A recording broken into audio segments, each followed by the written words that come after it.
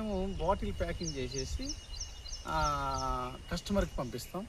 కస్టమర్కి పంపినప్పుడు బాటిల్ ఎక్కడైనా లీకేజ్ అయ్యి పాడైపోయినా మళ్ళీ మేము కస్టమర్కి ఇబ్బంది కలగకుండా ఆ యొక్క హనీని మళ్ళీ మేము రీప్లేస్మెంట్ చేస్తాం ఫ్రీగా. అంటే మొదటిసారి డబ్బులు తీసుకున్నాం, రెండోసారి మళ్ళీ హనీ పోయింది కదా, మళ్ళీ మీరు డబ్బులు ఇస్తేనే పంపుతాం, అలా ఏమి ఉండదు. కస్టమర్ సాటిస్ఫై కోసమే మేము హనీ అనేది మళ్ళీ రెండోసారి పంపిస్తాం.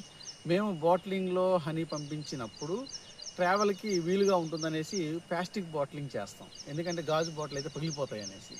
కాబట్టి మీరేం చేయాలంటే డియర్ కస్టమర్స్, బాటిల్ ప్లాస్టిక్లో వచ్చిన హనీని మీ ఇంట్లో ఉన్నటువంటి గాజు బాటిల్లోకి షిఫ్ట్ చేసుకోండి, నిల్వ ఉంచుకోండి. అదేవిధంగా ఆ యొక్క బాటిలింగ్ మార్చి మూత పెట్టుకోండి. అదేవిధంగా మీరు తడి శాతాన్ని ఆ హనీలోకి దింపకండి. అంటే మీరు ఏం చేస్తారంటే స్పూన్లో తీసుకొని నాలుగుతో నాకేసి మళ్ళీ నాలుగుతో నాకేసి అదే తేమతున్నటువంటి స్పూన్ని మళ్ళీ హనీలో పెట్టొద్దండి. అలా పెట్టడం వల్ల ఏమవుతుందంటే హనీ అనేది పులుపు వచ్చేస్తుంది. అంటే ఇక్కడ సాధారణంగా హనీలో 16 నుండి 20% వరకు వాటర్ కంటెంట్ ఉంటుంది. 20%కి వాటర్ కంటెంట్ మించితే హనీ అనేది పులుపు రావడం జరుగుతుంది. అలా అనేసి పులుపు వచ్చిందనేసి ఏదో పాడైపోయినని కాదండి. హనీ అనేది ఎప్పటికీ నిర్వీర్యంగా పాడైపోదు. ఎక్స్పైరీ డేట్ లేని ఫుడ్ ఐటమ్ ఏది ఉందంటే ఒక హనీ మాత్రమే. ఎందుకంటే మనం ఈజిప్టు పిరమిడ్స్లో చూసాం, 1000 సంవత్సరాల హనీ కూడా అది ఇంకా పాడవకుండా అలాగే నిలవ ఉందండి. ఎందుకంటే హనీకి ఎక్స్పైరీ డేట్ లేదు.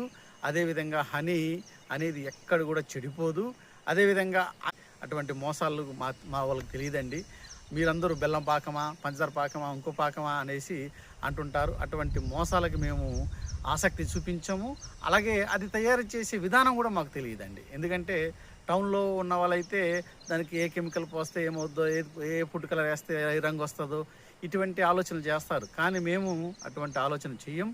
కస్టమర్ ఆరోగ్యం, కస్టమర్ యొక్క సాటిస్ఫాక్షను, కస్టమర్ యొక్క గుడ్ విల్లు మాతో ఎప్పుడు కస్టమరు ప్రతి కొనసాగుతూ మా వ్యాపారానికి ఆర్థికంగా వాళ్ళు అందిపుచ్చుకుంటూ ఉండాలనేసి మేము ఈ యొక్క బిజినెస్ని ప్రారంభించాం.